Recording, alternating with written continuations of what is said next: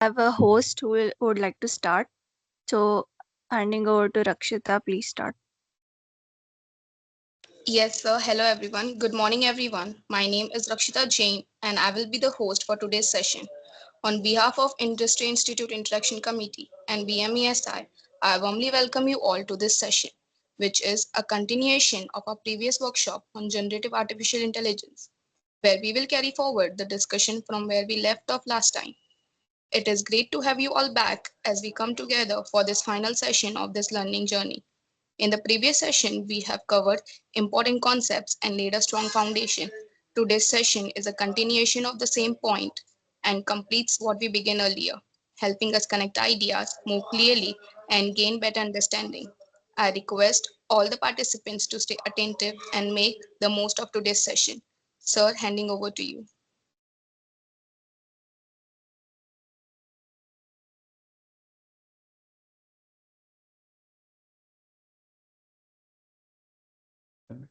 Hello, am I audible? Yes, sir. Yeah, great. Just a second, I'm arranging my desktop so that I can properly see. Just a second.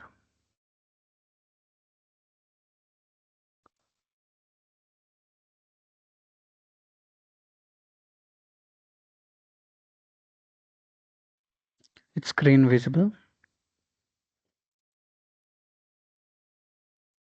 Can Yes, anyone confirm the yes, same? yes, it Okay, ma'am. is. Okay, just a second, I'm going.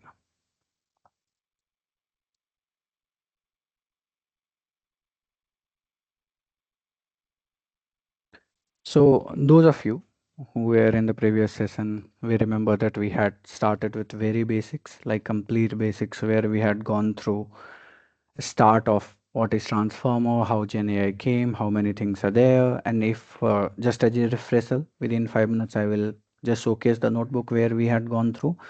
So going on it, I had also feedbacks like how what things I missed and stuff from Suvarna ma'am. I had taken the feedbacks and stuff.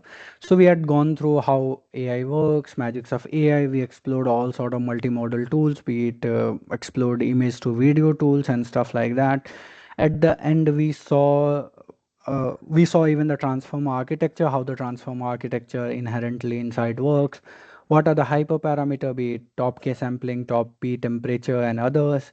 We went through all of it.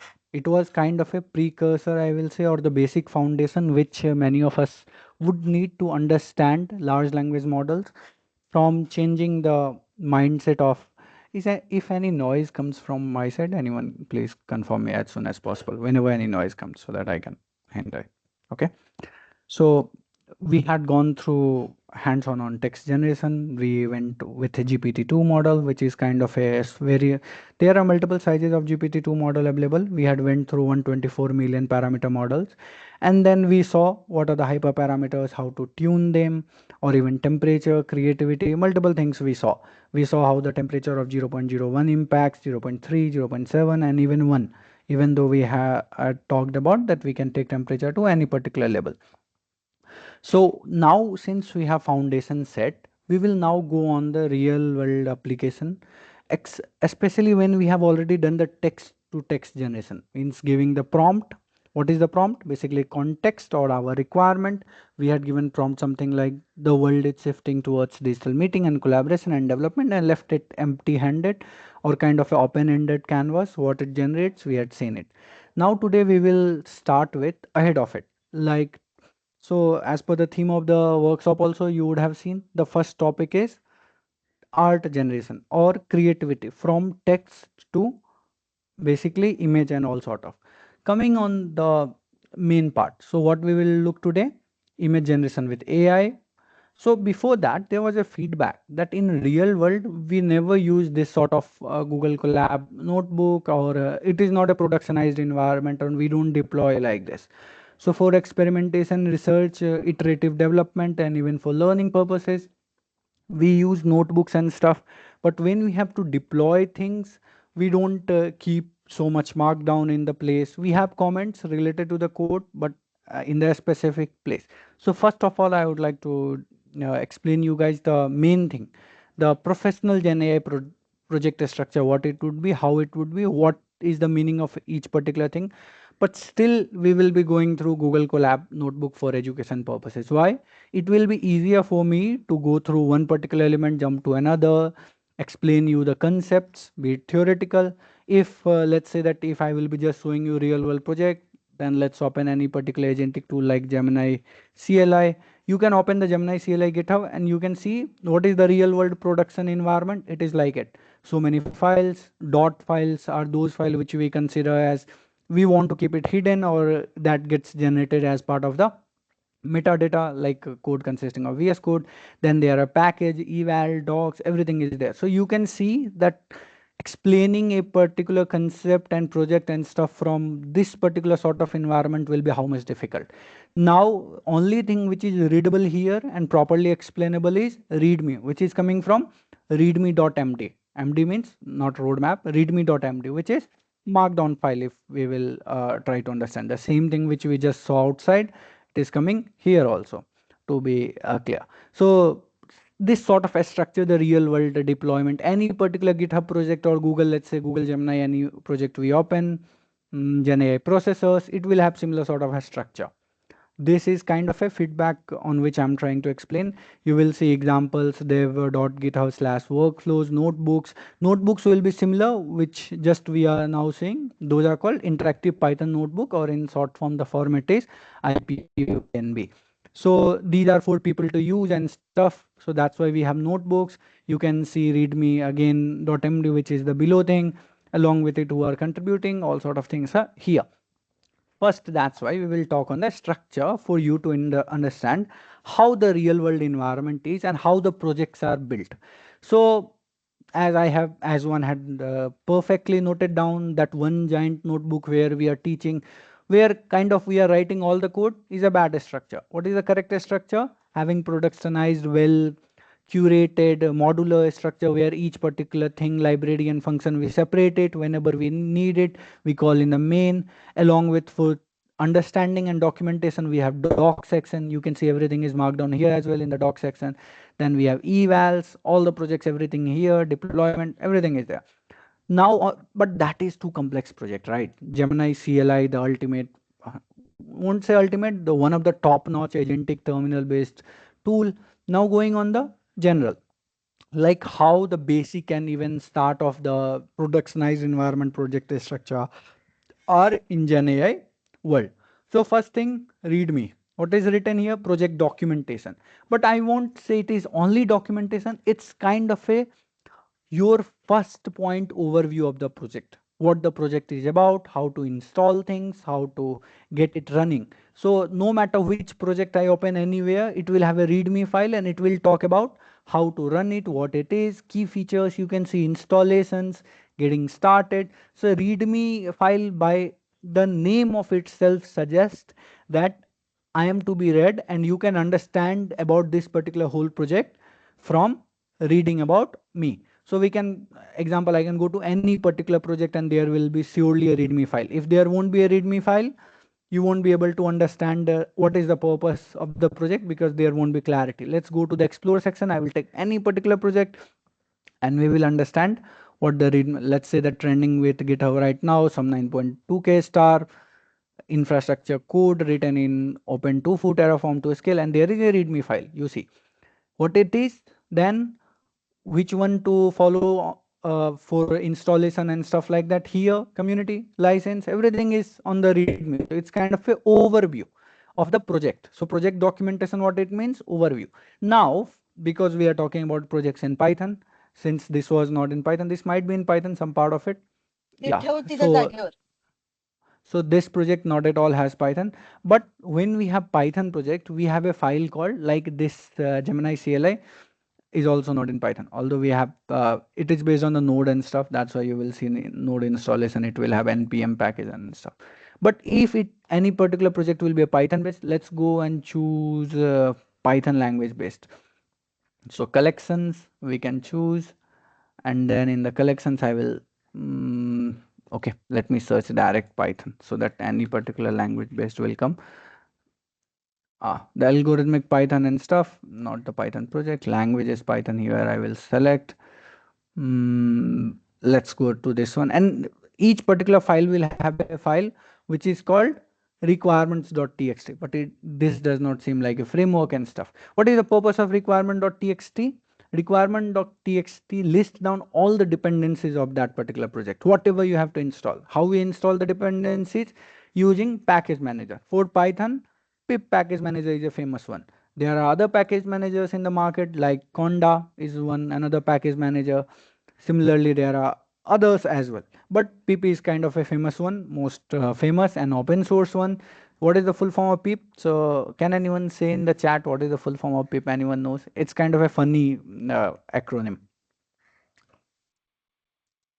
Anyone in the chat, if you guys are following and learning with me? It's a unique one. Like we know, ISRO is kind of acronym which will have Indian Space Research Organization, but PIP is an acronym which has unique sort of full form. Okay, let me tell you. PIP full form is, can anyone confirm screen is visible also? My audio is also coming. That way, it's kind of a feedback that we are going properly. Okay. Yes, sir. Okay, great. So PIP is an acronym, Python Package Index. Sort of you can say that, but there is interesting one also we say. Pip install packages. So if I will search pip full form, I was not sure of the, so pip Python, let me search. So pip install packages was a unique one, pip install packages, you see. So although you will say that pip, what pip has an index of all the packages which we can install via calling its name, but its full form was something like that, pip install packages. Many also say that Python package index, PyPy, which is, but pip has a, that's why I was saying interesting one. Now let's go ahead to the another one.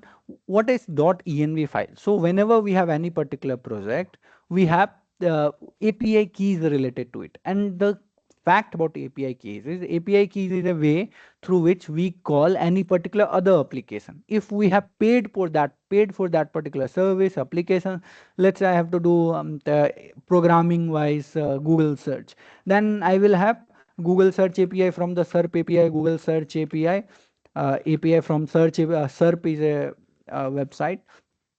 Sorry. SERP API. So it provides Google Search API. See, so we can have, but if I will, API is kind of an authentication that it is your service and you are using it. So if our API will be public, like many perhaps by mistake would have done it, not here. Let's go to GitHub and search one particular interesting thing. Open AI API. If anyone has done that particular things public, what will happen is that we are not looking at repository, we will look at the code.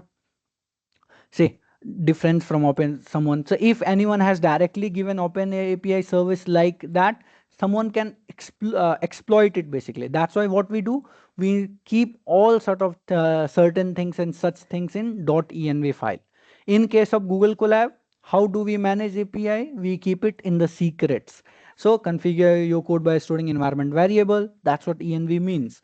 Means env is kind of a file format for sort of environment variables. And why we need to never commit it? Because if we will commit online and host it on the online repositories, it will be visible here.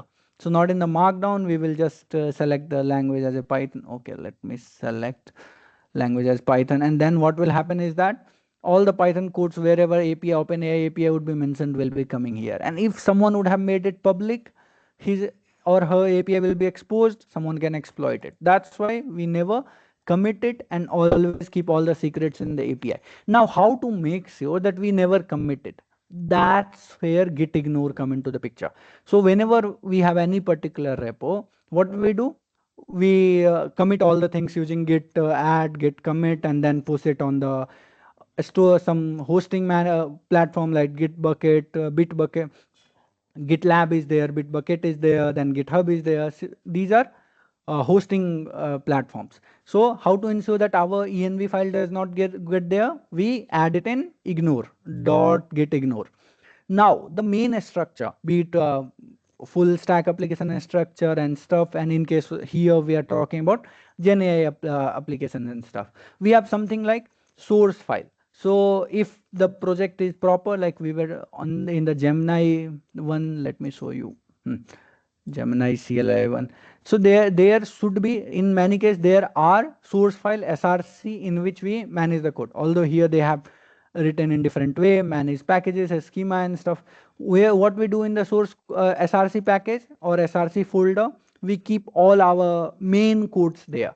So text generator.py, like previously I was showing works in the workshop one, we had generated text from GPT-2. Similarly, we have in this particular workshop we will do is that we will do image generation. So image generator if we have, so you can see modular way we are having.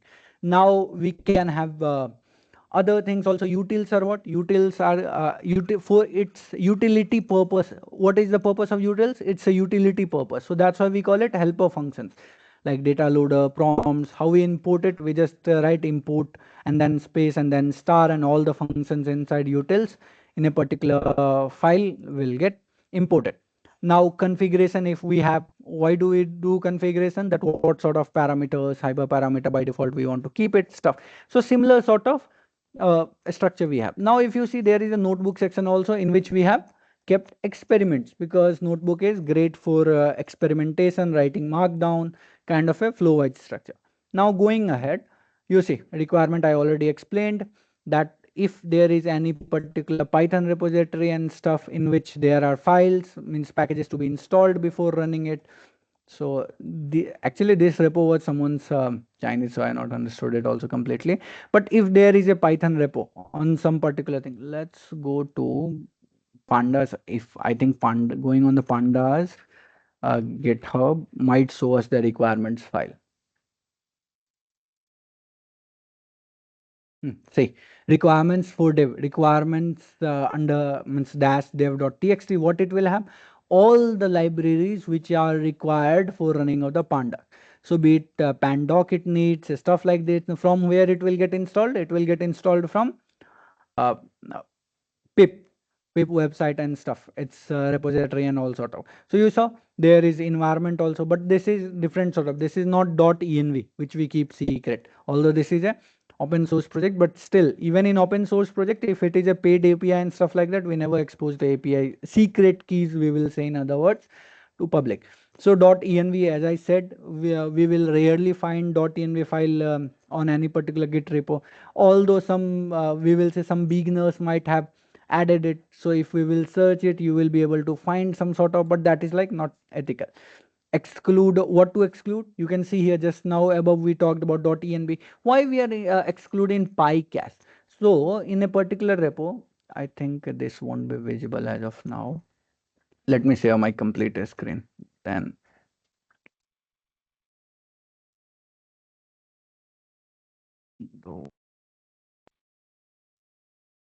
it's screen visible again. Can anyone confirm? I had stopped it for a second. Yes, sir. Okay, great. So so whenever we have files like .gitignore, .env and stuff, and sometimes in many cases we don't want to commit such files. So now VS Code should be visible. Is VS Code visible? Can you confirm again? Or no, is it just Yes, the yes, sir. Google Colab is visible, or VS Code with because I have doubt. What is visible in upfront? Can you say, read it once? VS Code, sir. Okay. Okay, VS Code is visible. That is good. Let me. Now I think VS Code should be visible. That was collab. Ah, now VS Code should be visible. This is VS Code, by the way. That was collab environment, what I was showing you. So in here, I had shown you that we also don't, in the git ignore, we place outputs, let's say our experimentation outputs and stuff, PyCast, or even the virtual environment. In case of those who are working in other sort of NPM and stuff, so .node and other packages will be here. I won't ever commit .venv. Why? Because it has libraries, it has all sort of packages and stuff which can be installed if I will have requirements.txt. requirements.txt. So I will just keep all, let's say that here we are using Ollama. So you will see here on the top, we will have command to install the Ollama pip install command I had written here. Yeah, not this one. Yeah, here. So what I'm trying to install, 3 packages. In my case, it is already satisfied. So I will keep these 3 packages here, and that way now the requirements text is also there. Now going ahead, it is again I have given in the pro tip that we should never give hard-coded APIs. Just a second, markdown got started. We should never give APIs of it, hard code it. We should use .venv and Python -.ven. What is this library used for? It is used for parsing .venv file and taking the secret case. In case of Google Colab, we have another method. We access it via this particular mechanism. See, from Google Colab import user data, user.get secret name. What is the secret name? Secret name is the API key which we would have given here. Let's say I'm giving here a name and value as 123, and I will allow the notebook X. Just a second. I have allowed it a notebook access. Now if I go here and I write this particular one and I run it, what will happen? The 1 to 3, the value of it gets faced. So, and if I will just not give the access, next time nothing will come. See, notebook does not have a secret access, does not have access to secret name, secret grant access. Is like it's asking me permission to give the same. So that's how we manage in the Google Colab. But generally what we do in case of our Python environment, we use combination of Python .env library along with .env file in which we keep it. Now virtual environment, there are multiple ways to create virtual environment. This is the one method in which we use. Here we should have used, actually I should have written, just a second. I should have written .venv. Why we keep .venv? So that we have clarity that we don't want to commit it in many cases, or nobody needs to tweak it and not much usable code. Like we never go in .venv library and try to change stuff, because these things generally we install as part of the requirements, models, libraries, frameworks and stuff.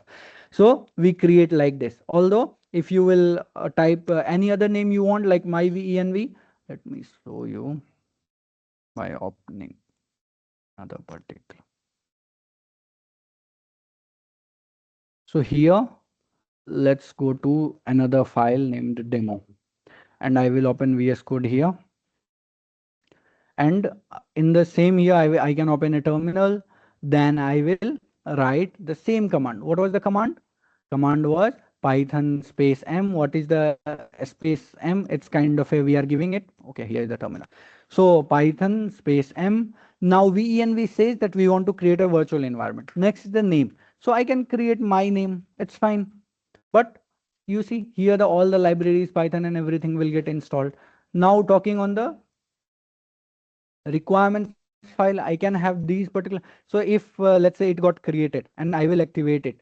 So by default, whenever in VS Code, if I will start a new terminal, let's open git bash, the virtual environment will get automatically activated. So you can see what is the proof. My env is there. If you are using cmd also, it will say again my name is there.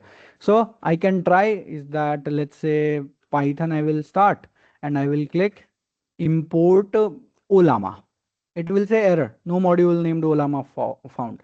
So I will quit Python first and do pip install pip install dash r. Okay, I have not created file here. I had just I will copy it, I will paste it, and now I will do it. And what will happen is that installation of all the repository, which Ollama was not there initially. We saw that module Ollama not found. Here it is collecting the Ollama and other sorts of 3 libraries in our case, in this particular case. Now if I run Python and now if I type Ollama, okay, first I will have to import it. Import Ollama. It got imported. Previously import had not worked. See, import Ollama we had done, it had not worked. So that's how we create virtual environment in case of production environment. And we always try to work in, whenever we clone any particular repository, we try to work in virtual environment. We have separate concerns or separate folders for each particular thing, model, pipeline, and all sort of things. So that's what mentioned here. What is version control? So it is saying that we should always use git. So as of now, just now I created a particular repo and I have not initiated Git repo with it. That's why if you will see source control, nothing is coming. Initialize repository, it is giving option, but I can do one thing. I can git init, I will click. So initialized empty repository. Now there is an empty repository created already, and I can click git status. So these all I am giving, it's kind of a precursor to how the productionized environment we create, what things we do in productionized environment, and how we maintain the things are there. So requirement file is there, which is not there along. So that's how we will add. And then if I will do git add underscore requirements got here. Understood? So it is also like by default, the VS Code is not allowing it to take the my name, which is a virtual environment sort of true. Now going on, not VS Code, basically Git is not taking it. So now going on main particular part where we will be looking at, just a second, yeah, where we will be looking at other sorts of, uh, we will be looking at, so example. Okay. Example project structure. I had told that how do we load VENV means what environment variable. So we first import OS, then load this particular repo python.env, and then whatever API key is there from this mechanism, we get it. But in here case, since there is no particular environment, we won't be getting any particular keys here because we don't have .env file and stuff. Now, previous class we had looked upon. Before going on section 2, let me give you guys opportunity that any question from previous class on any particular thing you might have, because now we had approximately 1 week gap between previous session and today's session. So any of the question you encountered or anything related to previous one that you need to get clarified, you can ask now. Before let's move on to image generation with AI. Anyone having any particular question? Or any question till this particular point? Although we have not seen any sort of GenAI till now much, we have only seen how the productionized environment and the real world AI environment or production environment are placed for professional projects. Okay, since whenever any of you have question, you can ping in the chat. So going on the section 2 image generation. So we all know that transformer architecture was the one which revolutionized text generation, but that is not completely true with image generation. For image generation, multiple things came together. So image generation is not a new thing in the deep learning field or stuff, just like text generation is also not a new thing. Previously we used to generate text from models like LSTM and others. We used to do image generation from others model previously also. And in that particular other model, recently a new model came into the picture that is called diffusion model. So many of you might have heard about words like GAN and others, comparator, generator, and other sorts of things. So all these things are generally in the same pipeline coming like diffusion models. These are subcomponents. Generate images, then we based on the generated image and stuff. So what are the processes? So how diffusion model works and stuff, I can explain via this image also. So we have training data, we keep adding noise to the training data until the noise with the forward diffusion, until the image becomes too noisy sort of. And then from the noisy image, we try to generate the original image. That's how the generative model works. But now what has happened is that now we are using transformer also for the image generation. Why we are using transformer for the image generation? Because the input and output of these diffusion model always used to be, training data always used to be images, output data also used to be images. So it was like a, so here I have written text to image model. If you see multi-model, okay, I have not written here. So there are many ways through which we can generate images. Let me open notebook and just type it there. So text to image, we are now doing, many of us, text to image, like we give prompt as a text as a prompt, input type text, which is basically the prompt, our prompt, and then output type is image, whichever format we want. For this to work, we will have to embed text into the similar embedding in which image embeddings are there or images are there. So that's how we started using transformer architecture also in case of image generation, so that we can create a same sort of embeddings of it so that the context remains same. Now, how do we do it? Because transformer architecture on image, because image has a lot of pixels. If you think this particular image, even the screen which you are seeing, possibly your screen will be resolutions will be 1006 if it is full HD. Excuse me. So 1080 into that. What is the 1080 into that? It's like total number of pixels in horizontal and total number of pixels in vertical. So if you multiply that, let's say full HD resolution, if you multiply that, you will get the total number of pixels which are there. And let me multiply and show you what is the number of it. So we will multiply, we generally say it in terms of horizontal versus 1080. So total number of pixels on your screen, if your screen is full HD 16:9 ratio sort of is 19,58,400. If you think, just like we had tokens in case of text, each particular token getting processed once. In case of image, if we will try to process all one image at a time, it will be this number of pixel getting processed. So what we do, that's why we do is that we divide images in patches. Like we segregate images into multiple patches. If let's say it is a square images, then we will go 16 into 6, 16 cross 16, which we say, and then we will feed each particular patches into the transformer architecture. Those of you who has learned in the previous week how transformer architecture works and what are the things of the transformer architecture, we will be able to clearly understand like how we will feed it. Now each particular patch we will create the embedding, then we will feed it so that the pixel will remain less. Or let's say if we are creating 16 by 16, then each particular will have how many pixel? 256, because 16 by into 16 is how much? 256.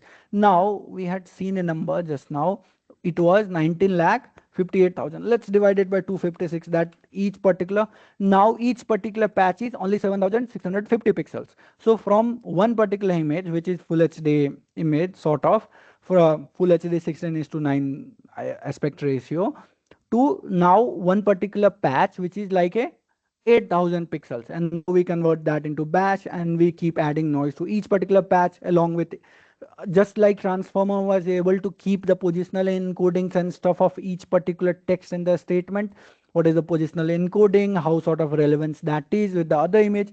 Similar sort of mechanism we apply to understand the image also, like create the image understanding also, that what are the things in image, because until the model will have understanding of the image, complete clarity on it, it won't be able to edit the image. Let's say generation happened from diffusion based model, that you had a noisy image as an input, you gave it the image and now you were able to generate new image. Or similarly, let's say that I have to edit a particular image. Now for editing, the image should be understood completely, and transformer architecture needs to completely understand because now we have divided into patches, 16 cross 16 patches, a particular square image I am talking about, if in case of a square images. So that's why if you guys will remember, earlier models used to only generate a aspect ratio of images in a square, like 1:1 ratio, not 16:9 ratio. So what will happen is that we will have to have context understanding and stuff like that, many things. Now getting on the real image generation work. So you can see how the stable diffusion works. We have clean image, we feed, add noise to it, add more noise till we have complete noise. Complete noise from what particular perspective? Human's eye, because we are now no more seeing the noise. But there is a complete deterministic algorithm, which is a stable diffusion algorithm, which is with a particular formula with which we are adding noise, random noise sort of, and we have reached the pure noise. Now while generation we feed it the pure noise, in case of prompt we feed it the embeddings, and now slowly for a particular steps we keep on removing noise till we have the final noise. In case of so that's how diffusion model works, as I had just now told you. So in the market there are many sort of models, diffusion models. Like FLUX is the one which is a Black Forest Labs creator, and its API is easily available. Like when I was previously week talking only or teaching you guys about the Hugging Face spaces and stuff, what I saw is that now in the image generation, these Black Forest Lab guys have 8 days back only released another model, which is FLUX 2 Klein 9 billion parameter model. And if you see, it is running on the 0 inference, so these are S200 GPU and stuff. But what is this? This is a new model which they have installed. Distilled is like how many steps we want to clean the image and stuff like that. So mode is distilled, the base whole mode is 50, but it will take so much time that we won't be going to the base 50 model. So if you see, there are two options. We can input the image, we can input the prompt, because this is sort of distilled model capable of generating, editing, combining images. So we will use this particular model only, the FLUX 2.9 billion model, to generate image for our today use case. So first of all, we will install the Gradio pillow library. Pillow library is used for by us to suppress warning and similar sort of things. So Gradio client is the main. Gradio, someone had previously also, when I had asked what is the Gradio used for, someone had perfectly said that data visualization and stuff. So basically it is easy library for us to experiment with things. And just now I had opened Hugging Face. So this one, if you will see, this is also made with, built with Gradio only, for anyone to experiment with it, easily generate and stuff like that. So we will be also using Gradio client. And what we will do, we will import client. So we are first connecting to the FLUX image generation, which is giving us free sort of mechanism to generate images. There are other things also, like you can generate via DALI image 3. Google has its own line of models, like Imagen is the one model. Stable diffusion is by Stability AI. So diffusion based model was initially created by them only, like complete architecture, a stable diffusion architecture and stuff. Then that's why it is saying that best for open source. So Midjourney is another one which many people use, and was initially used through Discord server and stuff like that. Now we will install the library. Let me first share it so that you guys can start working with me, because till now it was sort of explanation, more sort of. I'm just sharing in the chat, and all of you who have laptop open with the environment and stuff can try to open this particular notebook. Can anyone, those who are following with me and are ready to work, can you just ping in the chat that you are following with me? Because then we can have a interaction based, that if you have any particular error, you can ask me. If others are just following as sort of tutorial, okay, Jay, then open this particular collab notebook and we will move ahead in a same sort of manner. Any particular question anyone has at any point, you can text in the chat, and I will try to answer that particular question ASAP, or let's say whenever we have gaps between different topics. So those who are following, just open this particular notebook. I have just now given access. You can duplicate this particular notebook so that you can experiment with your particular one completely separately.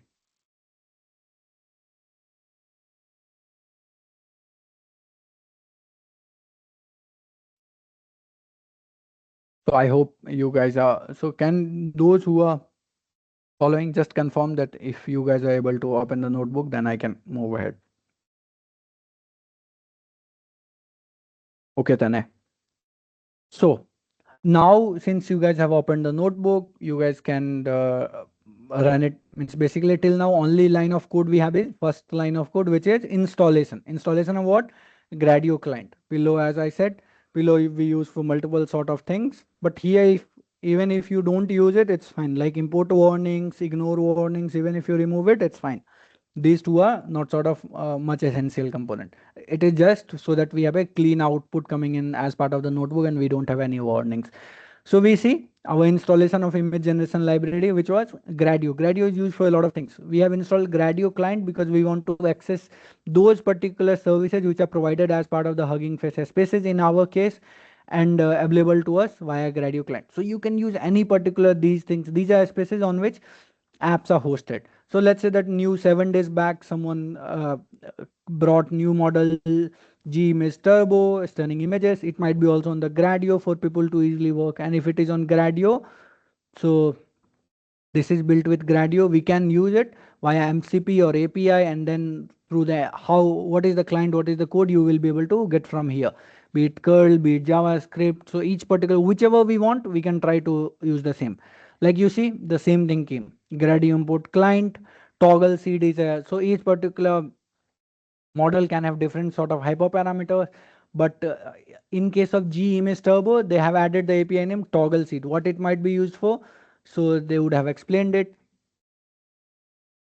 Recording, I think, uh, means faculties are taking so that they can provide you with the session recording. Uh, Arthav. So we can use, so you can see that this is the API, post API through which we will be able to generate. We can use whichever model we want. Image generation, if we want video generation, and there is a public available model, like see, someone 22 hours ago only gave Van AI might be the company, Van AI 2.2 animate, and we can try to use it, tweak it, sort of see Hugging Face model also they have hosted and stuff. So they have a, this is also built with Gradio. They haven't built the MCP server, so we can use the API. They have provided API, and then we can run in our particular systems. Since we are using Python, so we will go on Python, although this is already Python. The same one, Gradio client, again you are saying, because through Gradio client we can easily do it.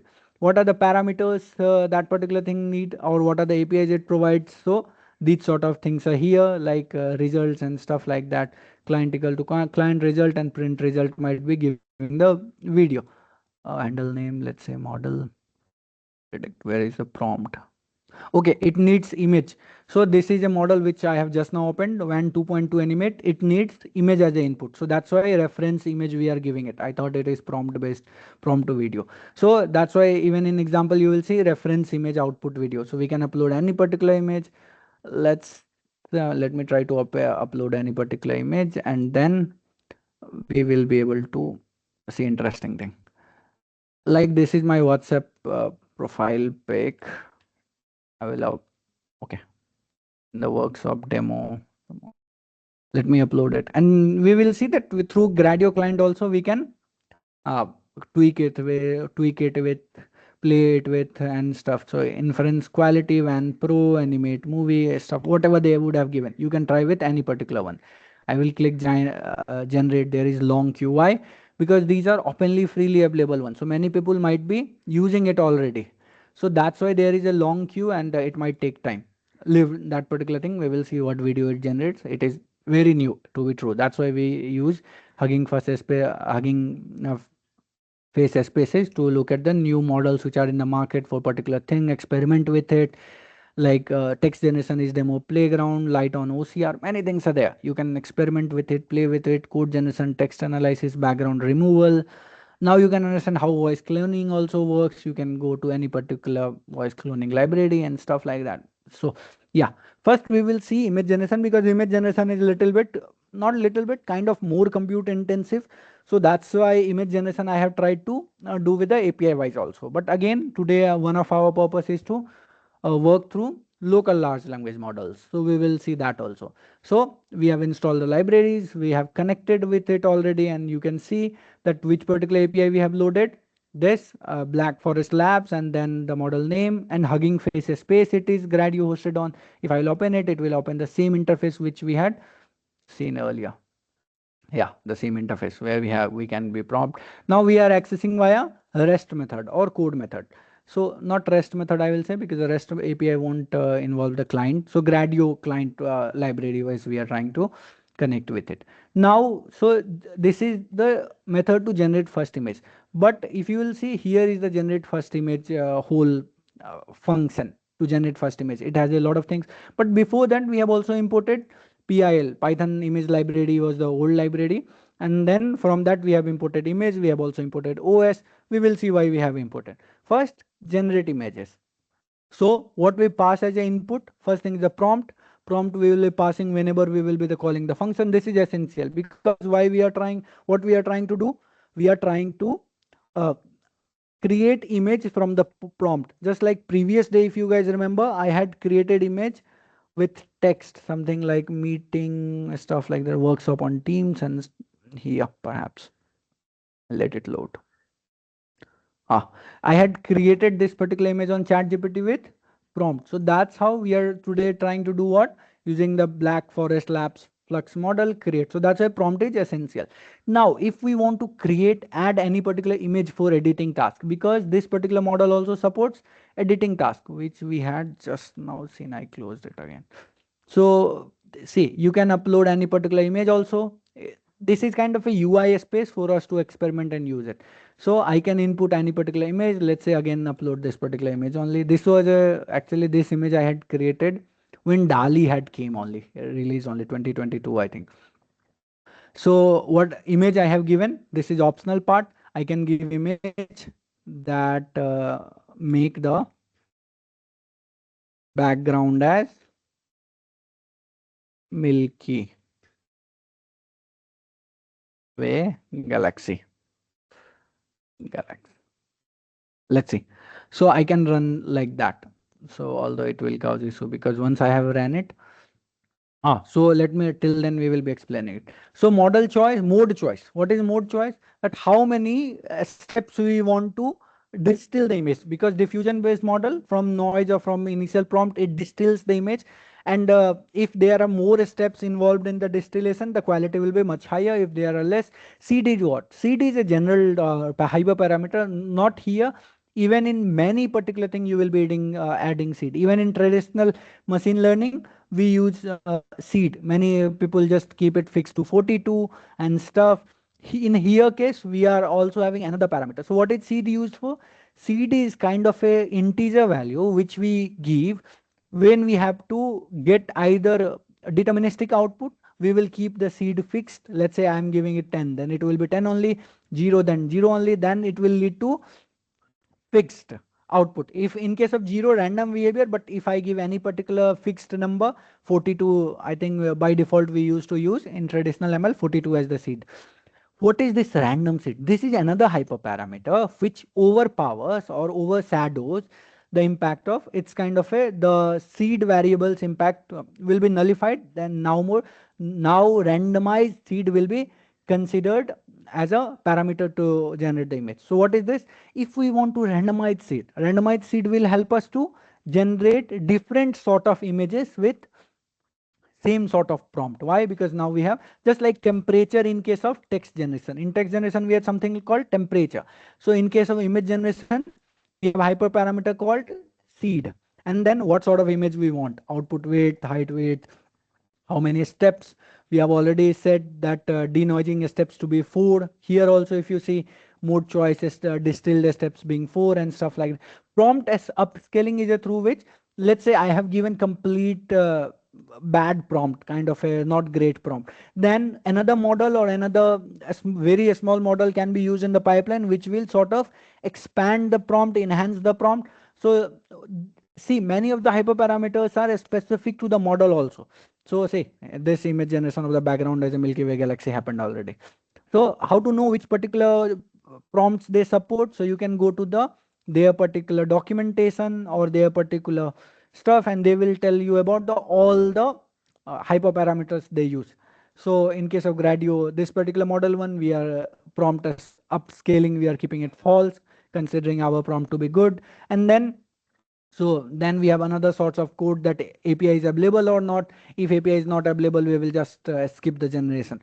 But in this case, we are not using API, so this code does not make any sense because we are calling the client. So now let's run this particular part and see what is coming. So we have exceeded GPU quota. Why? Because we have just now generated this particular image from my this particular one space only. So that's why it is saying that our GPU has exceeded. We will have to wait some time, like from that the time in the USA it might be. So 9:24. Time in India is 10:56 from whichever time frame it is.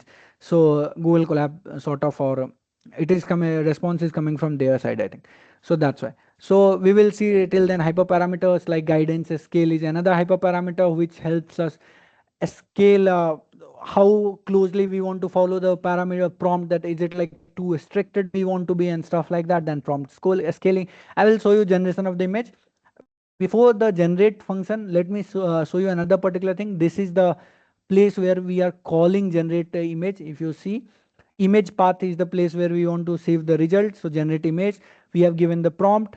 Now mode choice, we have it was already distilled 4 steps if you see by default. So even if I would not have given it, it's fine, because by default above I have already given it. Now gradients scale, it is giving as 1, which is also by default 1. So we can change it to 2 if we don't want to. Guidance scale, sorry, because guidance scale was how deterministically we want to cater to the prompt. See, I had written it, how closely to follow the prompt, 1 to 20.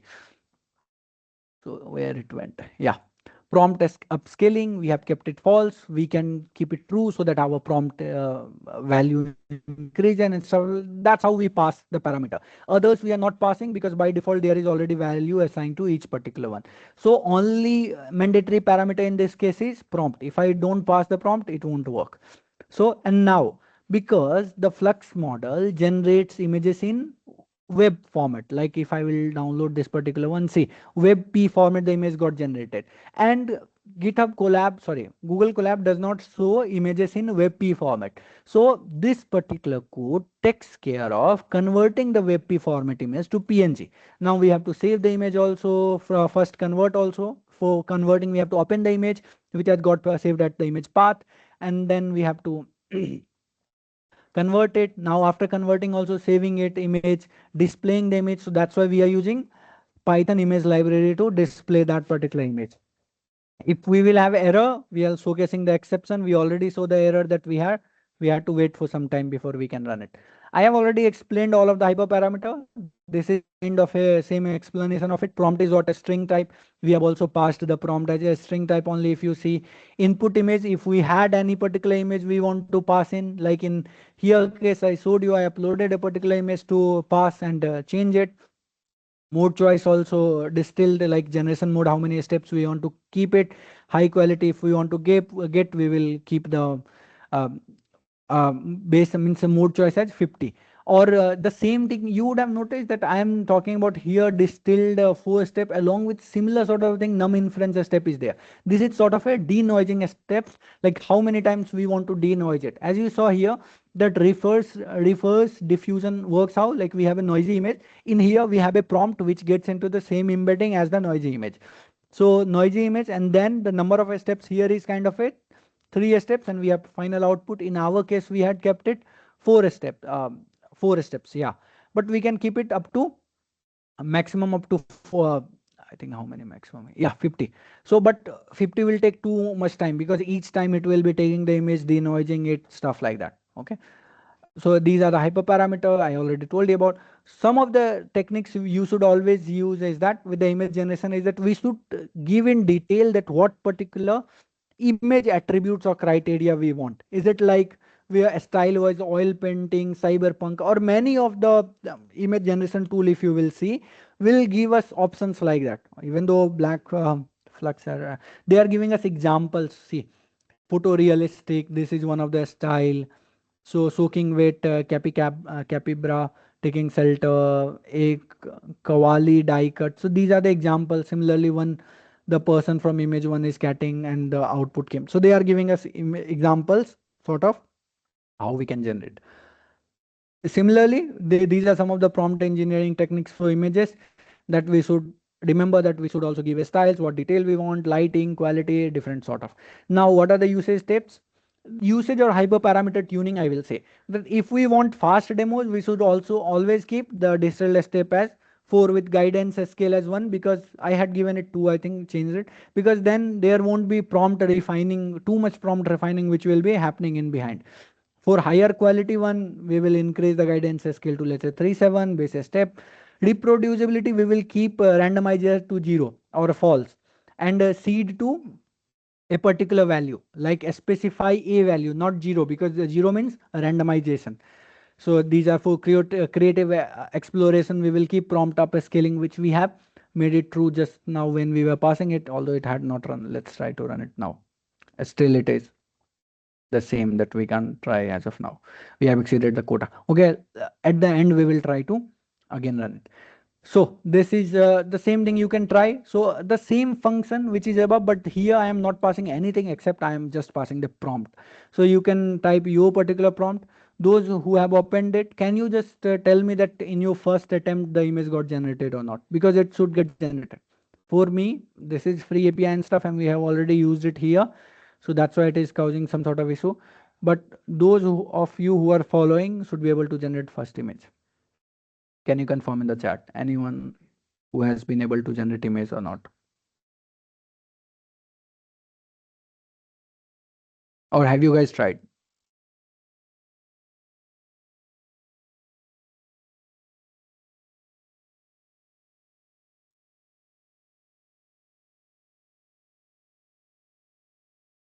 Since you guys are, I hope you guys are following the generation also. You guys can try it, like you can run it. You can change your prompt to here. In our case, it is a futuristic robot and stuff like that. So you can change it to different one prompt, whatever you want. And if you don't want to understand too much, generate function is already here. You can generate the same function is getting used here. You just have to give your prompt here, and that will lead to. Now again, I have given the same code of image conversion. Why? Because as I said, WebP, the collab won't be able to output the WebP image format, and you won't be able to see it. We will run it. And so now on the main thing, what is main thing? That till now we have used LLM sort of, what way that someone has intelligence hosted in their GPU, their model, and we are kind of a user to it through a mechanism called API, or application programming interface. What is it? We have a secret key, we pass in our input data basically through post method, and we get the output data, and we save it through get method and stuff like that. They means send the response to it, we save the response, we get the response and stuff. Because we had already used it, so they are sending us a response like the responder like this, that you have exceeded your GPU quota. Now because LLM is sort of a intelligence, so intelligence means what? To able to curate, do anything and stuff. And we by using the API, we have kind of a became just the user of intelligence, where intelligence is itself somewhere else hosted. In if we are using GPT-2, then it is hosted on the Google Colab. Not hosted means whenever we are running Google Colab. So in this particular CPU, whatever resource we are using, system RAM, disk, and the computation, here it is hosted, the model is loaded. But many of us want to use tweak models locally. What are the benefits of locally? First and all, you don't need to have internet for running the model, because for API, running through API and current method which we discussed, we need to call the API, and while calling the API we need internet basically for getting the response from them, right? First and foremost benefit, we don't need internet. The more beneficial than that is you don't have any sort of privacy issue. Because whenever you are sending, let's say I sent anything to ChatGPT, hey ChatGPT, let's say I am teaching a class or giving a workshop. So I am trying to, it's kind of my privacy is getting infringe, that now the chat gpt, let's say that you consider the model as a computer entity, not a real human, but anyone from the chat gpt organization, or let's say we are working from the internet, so anyone who does cyber security hacking, eavesdropping, or any sort of things will be able to read my request. So first thing is that I have, my privacy is kind of gone. Along with whatever response I got, that also can be read by either ChatGPT organizations. If ChatGPT is using any cloud provider, then the cloud provider, if that is gets hacked or sort of from their side, or let's say someone has been able to hack the system and stuff, all sort of things. Privacy is kind of broken, not taken care of. So first thing is privacy. Then thing is cost. Like just now we saw that why this particular image model is taking too much time, because we are trying to use it free wise. If we would have paid cost to it, it would have been great, but again we have to pay. Like many of us use the playgrounds and get the API, like playground of ChatGPT. Let me show you playground of OpenAI. Playground, OpenAI playground. So many people use, okay, they have changed, they have now named it as the OpenAI platform. We can log in, and then we will have API sort of, we will have to buy it. Let me show you. Similarly, let me open Lord.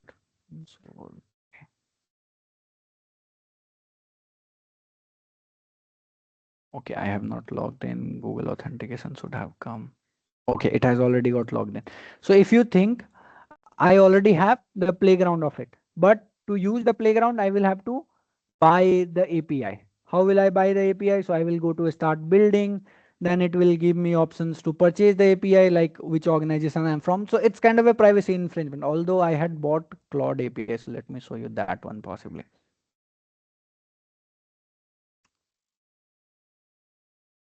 from different account. I think I had bought. I hope this account it is.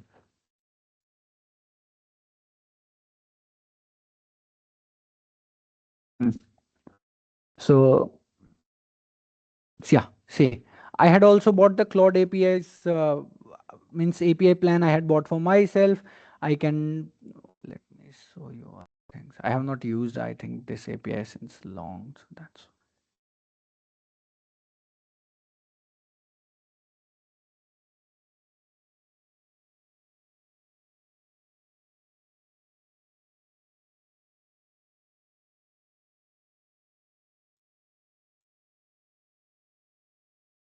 console. I think here it will be all the APIs I had bought and stuff. So here is the dashboard I had.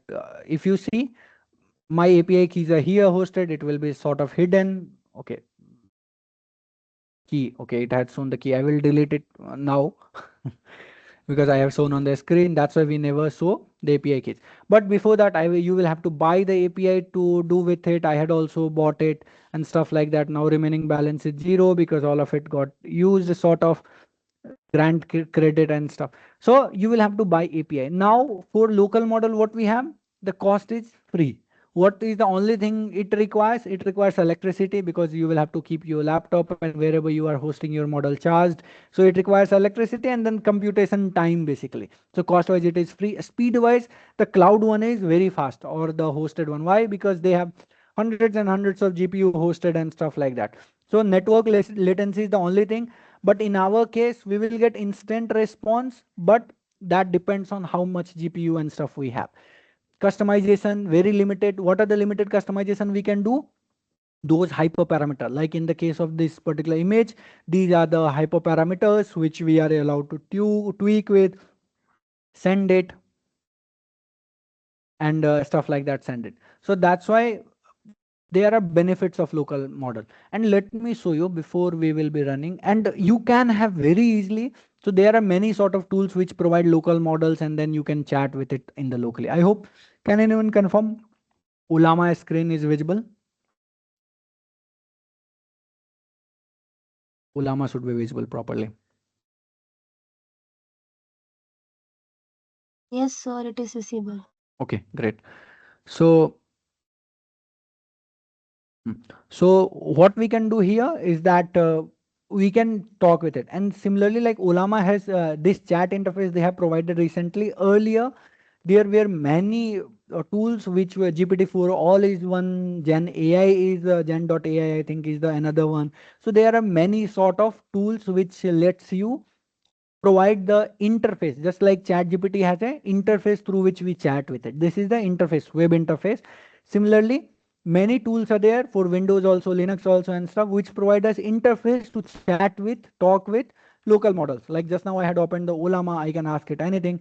I'm using Quen local model. So see, Quen is downloaded. That's why it is not showing me the download arrow.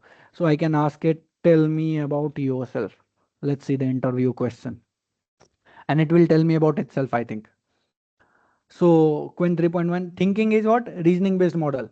So that's why hello, I am Quen, a large language model developed by Alibaba Cloud. My primary role is to assist with white task and blah blah blah blah. So it had given us the response. It has given us the response. So that's why there are many benefits. We can completely tweak with it, local models and stuff like that. Now, just now I showed you the OpenAI Ollama's UI, which is very recently, I think 2-3 months back, they have added it, the chat interface through which we can chat. But Ollama was by default meant as a run in backend server inference through which we can, or terminal based server through which we can chat with the local models or downloaded models and stuff.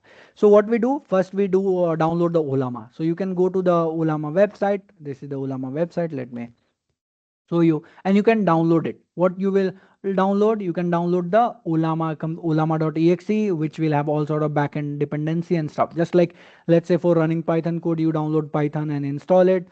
Similar sort of. For Windows, it will be different. For Linux, it will be okay. It started downloading because it has already identified that it is from Windows I am running. So that's why it started downloading exe file, which is in case of Windows. So You see, Ollama works with other like coding tool like Cloud Code, Codex. Codex is open coding tool, Document and RAG, automation, chat. So many of you might have already heard about some of this. Chat Open Web UI is open source, just like ChatGPT gives web UI. So Open Web UI also gives similar sort of interface. So it works with all sort of things. What are the web and desktop based interface it works with? It is the kind of a list, long list. We will not go here. I will show you. Similarly, we have models hosted on the Ollama servers. Model, whenever I say model, I mean its weights or a trained model. So these all models are hosted on Ollama website, through which we can download and pull any particular model. Similarly, Ollama is although open source as a framework wise, but these are hosted on their particular cloud. So not every company can, let's say you train a model, you can't host your model here. It's the choice of the Ollama foundation and stuff, that which particular model they want to list it, make available for the public. What you can do is that you can host your particular model on the Hugging Face. You can Hugging Face model means Hugging Face, you can host any particular model. Like let's say that these are the models. How many models are here hosted?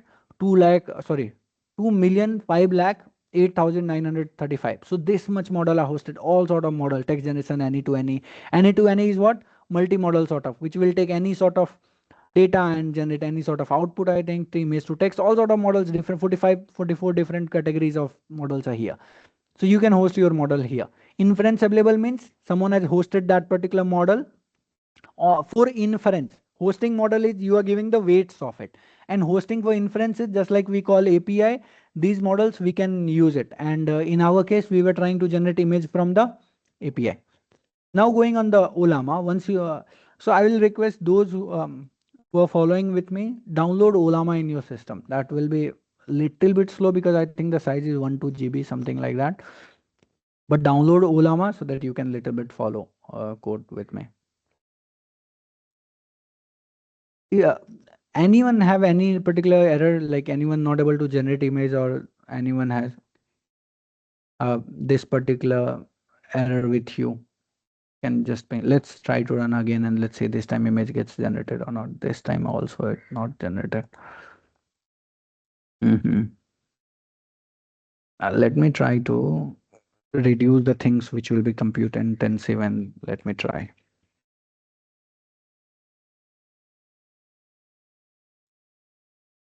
It has upgrade. Try again. Okay, I think it is saying 21 hours perhaps. So that's why it does not make any sense to show you the. We can use another model, although that will take time. That we will do in the last minute. Similar sort of way, just like we had seen. Although I had already shown you that we can upload any particular image and prompt and stuff like that. We can do it. Now running local models. Anyone downloading the? Okay, have you downloaded Ollama, Jay? Are you saying that? Can you confirm? Okay, you have downloaded Ollama, I think. Install the Ollama. Now, Ollama, more than the chat interface, which they have recently started providing for, let's say that those users who are not too much focused on the server side or API side or terminal side, they can use it like that. Apart from it, Ollama provides from a start onwards. Whenever Ollama started, they started providing it web interface. What is the, terminal interface through which we can run it. So if you see, whenever I type Ollama, those of you who have downloaded installed will be able to get all sort of available commands like serve, create. Serve is like a start to Ollama. So basically I can turn off my Ollama, and then you will see that it is not getting served. So as of now, Ollama, I have stopped it. So if I will run PS, no model is, now it will start serving because I have already ran particular model, but no model is running. Ollama as a backend server had started.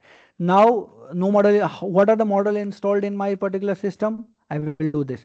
So if you see, I have installed 8 billion parameter one model, Quen 3 model of 8 billion parameters, and then GPT OSS of 20 billion parameter. What is the size of it?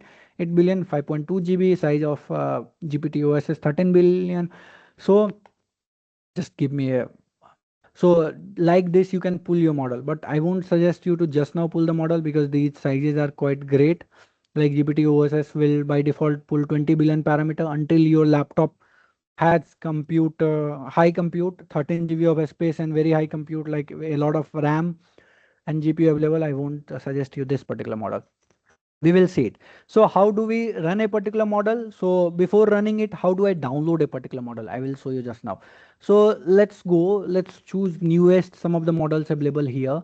We can see that LFM 2.5 is a hybrid model designed for on-device deployment. Whenever we talk about on-device deployment, we mean that it's very light model which has very fast inference, token per second is very high, and it can easily run in our system.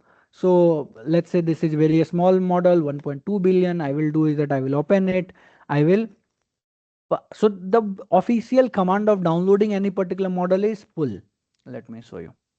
It's like this one. Where? Okay. Let me change it. So it is not run, because running also will pull the model, but by default it's pull. So if I will, let's say I will go to the here, and you can see that how to run it like this. But at the same time, what I can do, I can change it to pull, and it will be able to pull the model, means download its weight.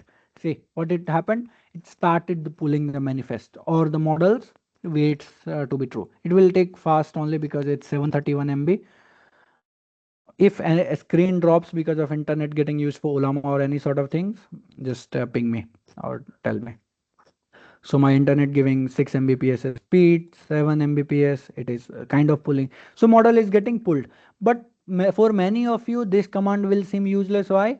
Because even if, let's say one model is not there in my system, like if I will do now, okay, here it is. Let's start another one Ollama list, and you will see only two models are here. It means I don't have this. Let's say another model, we go to a small model only, 30 billion one. We don't want 4 billion. Very small model we will look at. These are cloud only. These are not available for download. 30 billion, not in 270 million. So this is function Gemma. Fine tune explicit function calling. This is very small model, 270 million parameter only, not billion. If I will open it, you will see that it is specific for tool calling. That's why function Gemma must be from Google, because Gemma series is from the Google Gemma 3. So this particular model is not in my system. As you can see that only two models are available. Third is getting downloaded, which has got downloaded. But even if I will run this particular command instead of pull command, it will start downloading because it knows that it does not have this particular model. If let me show you, it started pulling manifest. Why? Because this particular model was not available in the local system. If I will start, instead of the function Gemma, I will do on the Qwen 8 billion parameter model. This is already in my system, so it will start loading the model. You will see it is now loading the model. It has loaded the model. Now send a message is available for it. What are the some helps? It might be clear the previous history, close it, and stuff like that. So set clear history, close it like by command and stuff like that. So we will send give by, and we just clear the interface.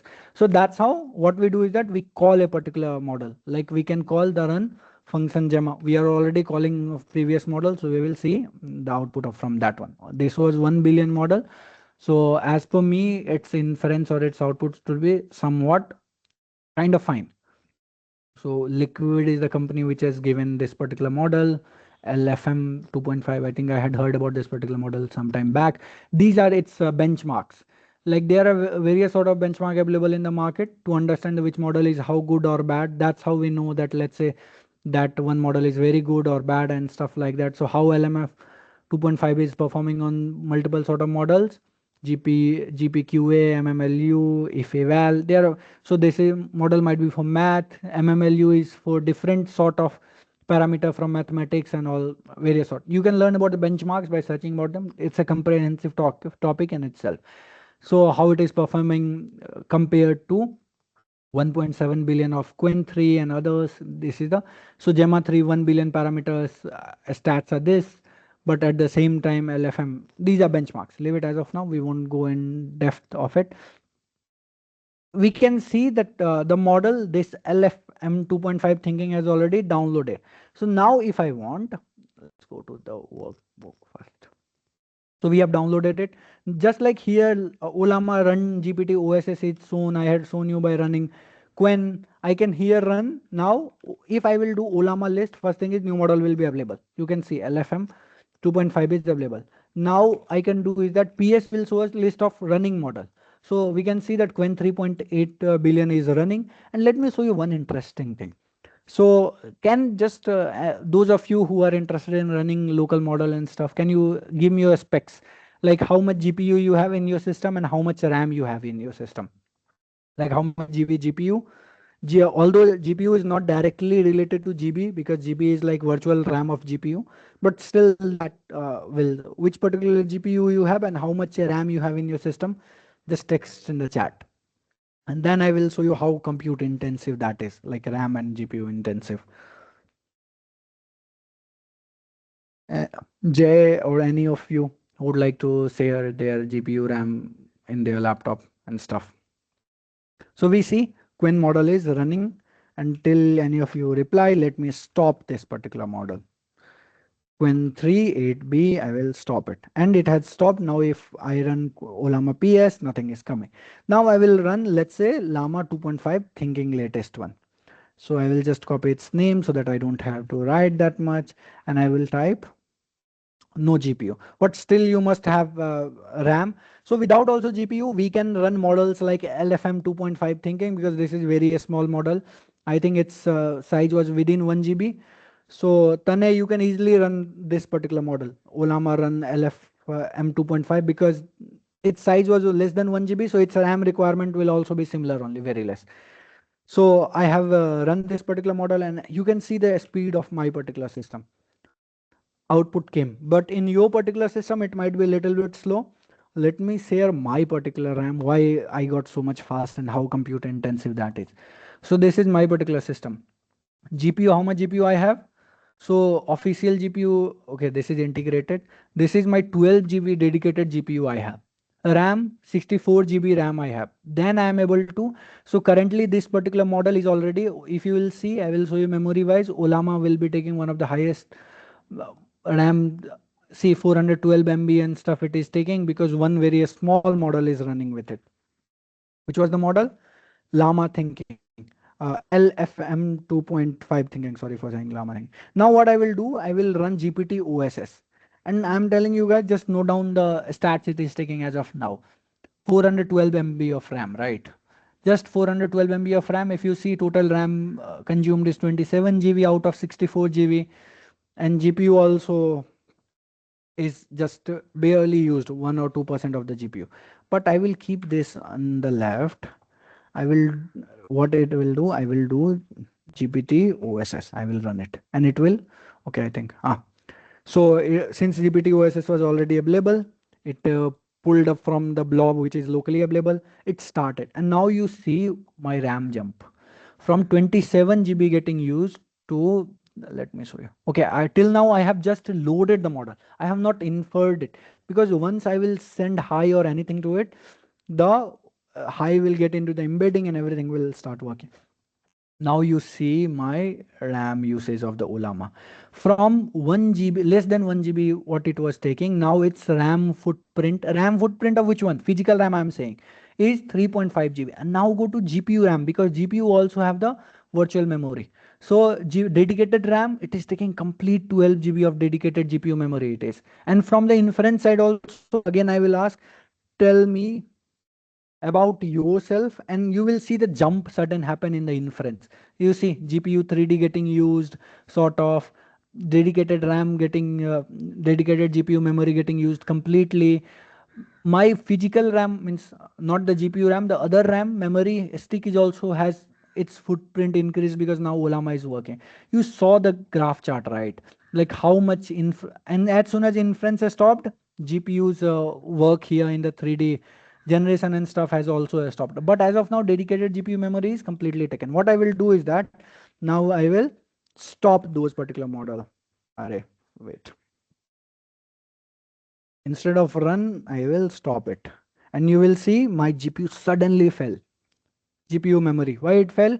Because no more the model is loaded in my particular GPU. That's why the usage of it suddenly fell. And if I would have loaded models which are more than this one, this particular RAM will get used. And you see here is also there is fall in the spike, because now this particular one is not getting used. GPT OSS, I have stopped it, although one model is still running. What is that one?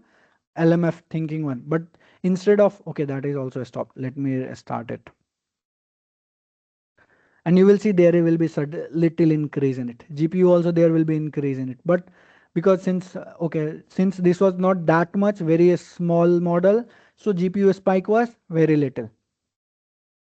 So for I had asked your physical RAM, because those of you who does not have dedicated GPU, your this particular memory will get used for inference and all sort of things.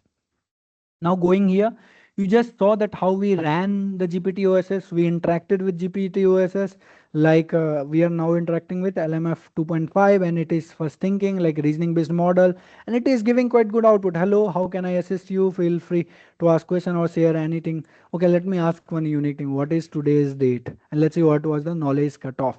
We can try, although it is not 100% sure. Let's see what answer it gives. I don't have real-time information. So it was that much smart that it said that it does not have real-time information ability to check the current date, because it does not have tool access and similar sort of thing. I can ask what's your knowledge cutoff to see what was the last data on which it was trained on. I don't have access. I can't provide today's exact date. Okay, it is again saying because it is in the same thread. Now let's clear the session and let's ask this question. So my knowledge, so this particular model was trained on data up to October 2024. I don't have access to real-time data beyond this. So I'm no more using Chat GPT. I don't need internet for using it. Yeah, I would have shown you, because if I will turn off internet, the session will stop. But we don't need internet for running these particular models. Now, let me show you interesting one how this is happening, because you have till now you have always seen Chat GPT or anything we ask, the data get streamed to us, like every particular line coming in a fast speed. Like let me generate a extremely long para, and it is generating, if you see, it is working sort of and writing each particular word kind of a very fast way, but writing each particular word sentences, multiple words at 1 second and stuff like that. So what is happening is that it is streaming data, but how do you know for proof that how it is working in the behind? And that's where I will show you magic of one particular thing, that how we can use local LLMs to understand it. So this is a command. So as I said, Ollama is what? Ollama is a framework which serves the model, but also it provides API for us to localhost API with port number for us to talk with it programmatically or in the API way. What I will do is that I will go here and I will, instead of the model being Llama 3.2, I will change the model name to think. Okay, sorry. I hope I had copied it. Otherwise, I will have to copy it. Okay, yeah. So thinking it, and I will ask it anything, explain AI in simple terms, and you will see a lot of text getting generated. And this will explain a lot of how LLMs work and how you are getting the output. Can anyone explain in the chat what happened? Can you make sense of? So when I called it using curl, which is the most basic way to do HTTP request sort of, and then we gave it the model name, we gave it the prompt for this particular API. What was this particular API? This particular API is the Ollama hosted API. How do we know this is the local host? 11434 is the API. So we can go to, just a second, I had kept it. Okay, let me do one thing.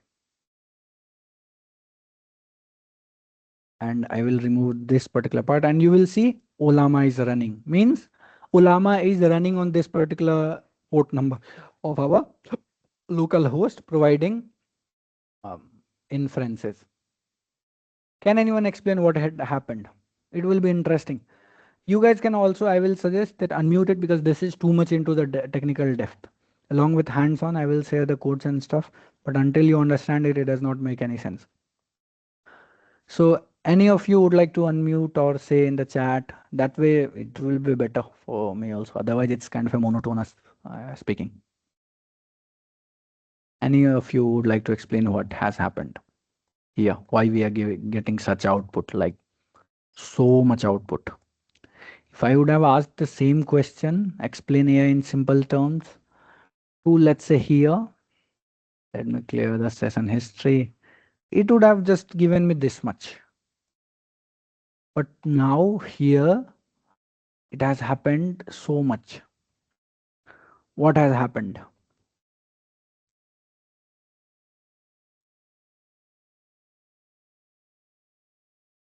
Okay, let me explain to you guys. Anyone interested? Because then it will. Okay, so what has happened is that if you see, as we had seen, I had just now explained in the chat GPT that whenever we ask question, each particular token or 2 3 words come at us in front of us, each particular moment, or kind of a real-time streaming of text is happening. And what is happening here is that whenever we ask the question, this was our input, which got embedded and then fed to the transformer architecture and stuff like that. Now, the transformer generated the next token. Transformer, which model? LMF 2.5, whichever we are talking about here. Just like we had seen here, that whenever we have another word, make it, it will generate the next, only it will generate the next token. So you will see it will generate the possibilities of next token. Make it more is the 6.2 probability, make it easy is this much probability, and you see how the logics and stuff are working. Sorry.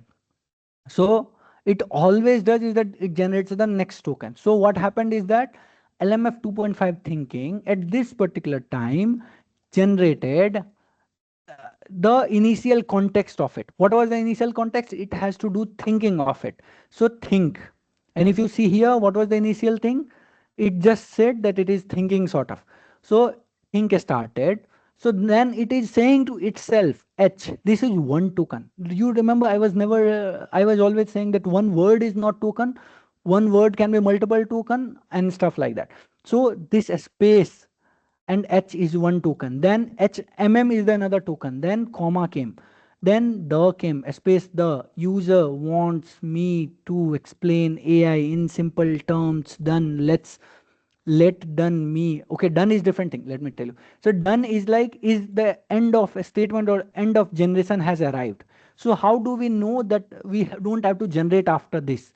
So there are two sort of things. Either we constrict it by number of tokens it has to generate.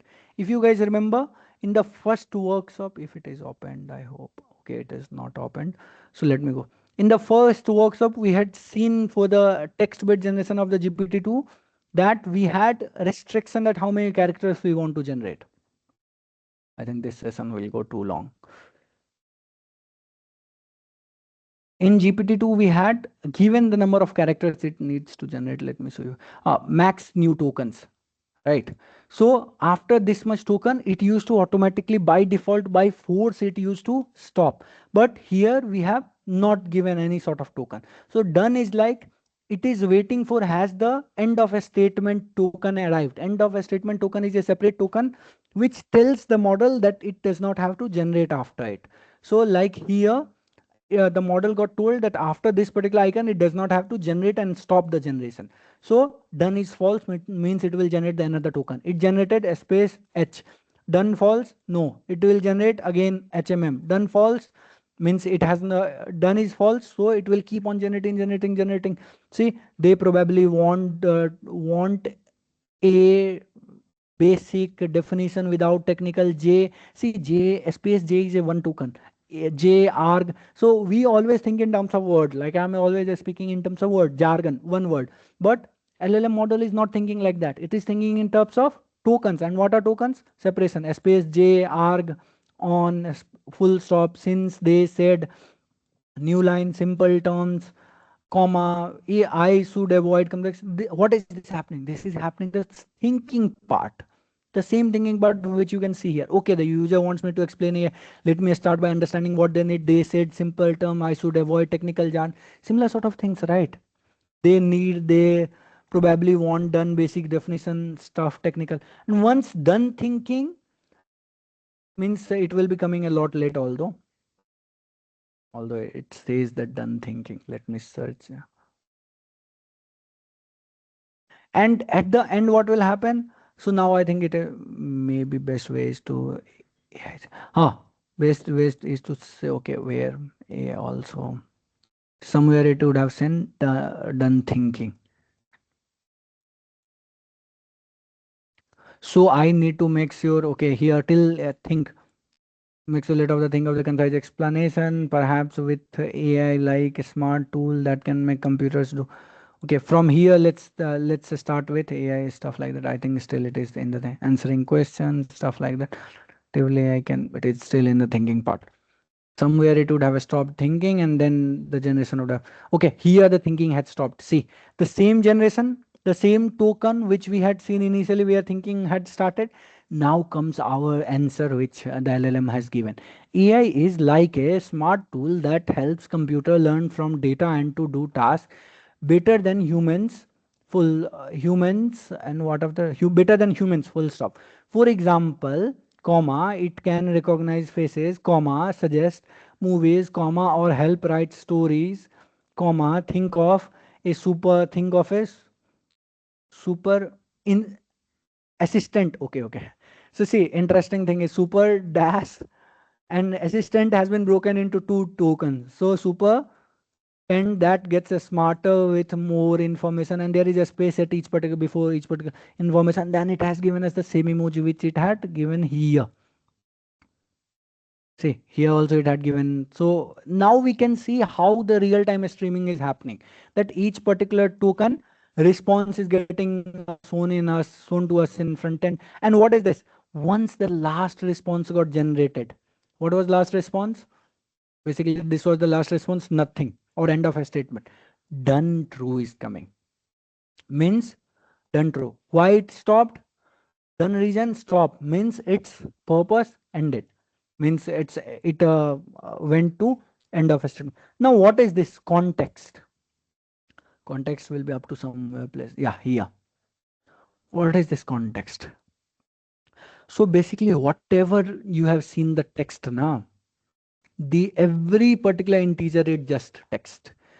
LLM, large language model, sees each particular token as text only, integers.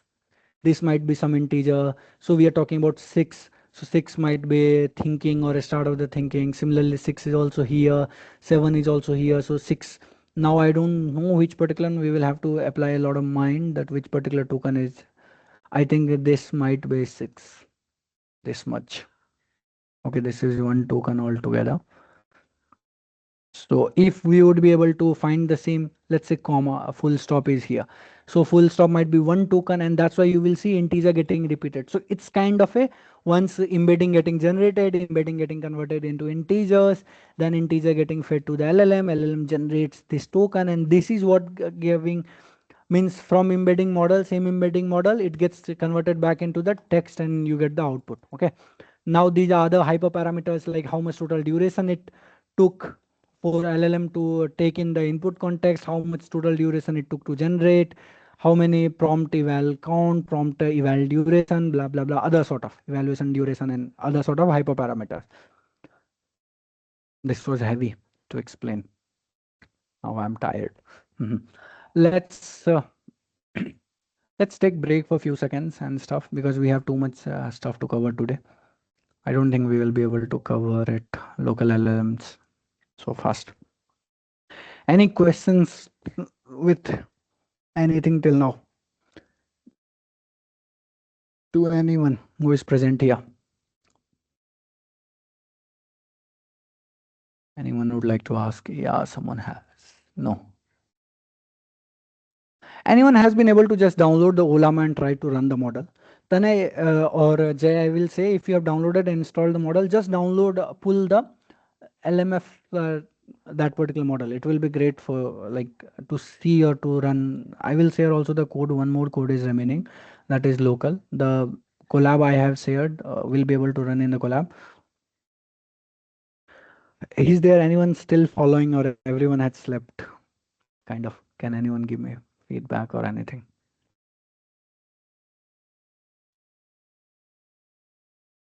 Am I audible clearly? Can anyone say?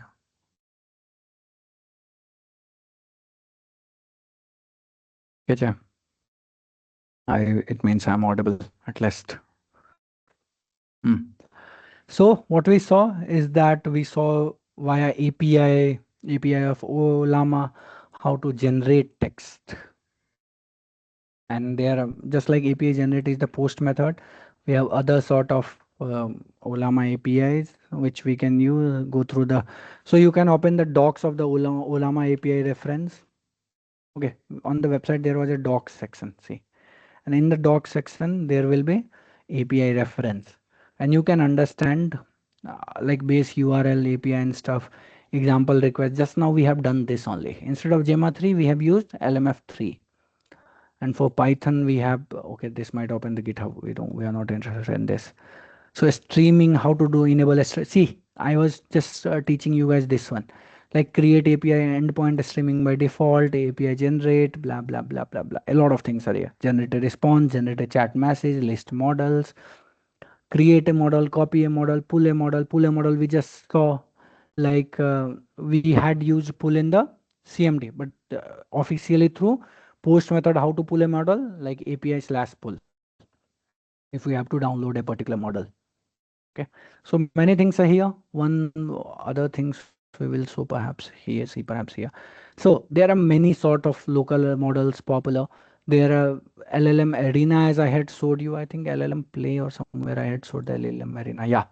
So you can go to LLM Arena. You can see the models. Many might be open source models sort of. Let me refresh this particular page.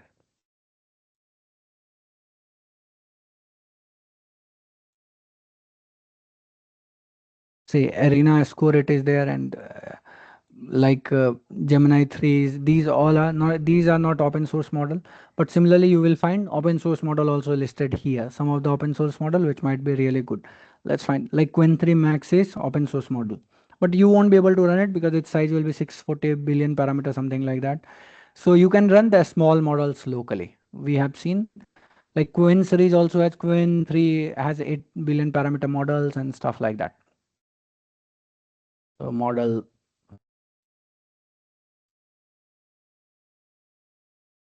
Now going again on the Colab one. There are a lot of family of model which are popular, like GPT-USS is from the OpenAI, Gemma is the Google series. Similarly, DeepSeek has its own model series like R1, DeepSeek V1 and stuff, all are open source. Qwen has its own model series. Phi is from Microsoft, Phi 3, you can see the mention here. Phi series of model, especially the mixture of mixture of expert models come in Phi 3 space. Mistral is from Mistral company itself. They also produce mixture of experts and other sort of models. So we will see RAG pipeline, although we are sort of time, but I had created a lot on the local part. So let me first clear all output. So we saw local LLMs in very brief. Now we will try to understand it in depth. So there are various ways to local LLM, like these are sort of advanced. We won't be going in Hugging Face Transformer local, although we had already done it. GPT 2.5, GPT-2 when we had run, that was based on transformer architecture from Hugging Face only. Let me show you. Transformer architecture we had, means library basically we had imported from Hugging Face only, and that's how we had done the generation. So that is sort of intermediate level as well. Ollama deep dive we are doing now, and I will show you local models from the Ollama only, not the transformer architecture, so that it is somewhat easier than even Hugging Face transformer architecture. Then there are other sort of mechanism like build production grade application VLLM, many of you might have heard of. I think I won't be speaking too much because I need little bit break also my. Hmm. So understanding local LLM, I have already told you about that most powerful LLMs are generally done on the cloud only because they are very large. Think we are only running 20 billion, 10 billion parameter models and still it is slow. But at the same time, what is the size of many models? Like let's say the GPT 5.2, it might be 600 billion parameter model or something like that. Those are open source model. If we will go to many of the open source model, okay, let me open the Ollama and show you. The Ollama also provides option which is cloud oriented. So let me show you how, if they would have given the parameter size, say 120, 480B Qwen 3 coder, we can use it by cloud, but I think that we will have to sign in on Ollama account. We won't be signing in. So cloud-based model of 480 billion, which we can't run in our laptops for sure. Like forget about laptops that require hefty amount of money expenditure. It's like a RAM requirement. I had written it here. Just let me go there and I will show you. So most powerful model are run in the cloud, zero hardware requirement. You just do the API updating thing is done by the cloud. You don't have to do anything. But what are the losses of it? Data leaves your control because data is you are sending your particular request to them. Cost is there. Just now I showed you that how cloud cost. I had taken $5 of API of cloud. Require internet connection, local data privacy, no require offline customization, fine tuning, whatever. Now, what are the some domains in which we use local LLMs, and generally companies try to prefer local LLM instead of using APIs of a large survey provider. One is healthcare and medical domain. Why? Because we want to be HIPAA compliant, or in case of India, different compliance sort of a standard where we don't want to share the sensitive patient data, or let's say one patient is suffering from some illness. We don't want to share we don't want to infringe the privacy of that particular client to some external service provider like Azure, Google, OpenAI, Claude, Mistral, whatever. So that's why our target should be go with local models. If not too large language model, then small models. Legal document, again, we don't want to provide clients data to it. Enterprise internal, because companies have a lot of data, enterprise trade secrets and stuff which we don't want to share. Then public chatbots generally are cloud because every one of us uses ChatGPT and others. So we use cloud for it. Learning prototyping depends on budget.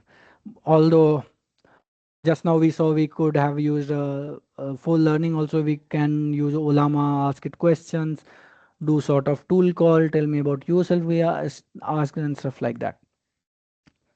Now, understanding model format, this is kind of a depth, I will say, but I had already told a little bit on this particular part that so whenever any model get trained, generally we train it in floating point 32 bits of means each particular floating point take means each particular weight take 32 bits of data.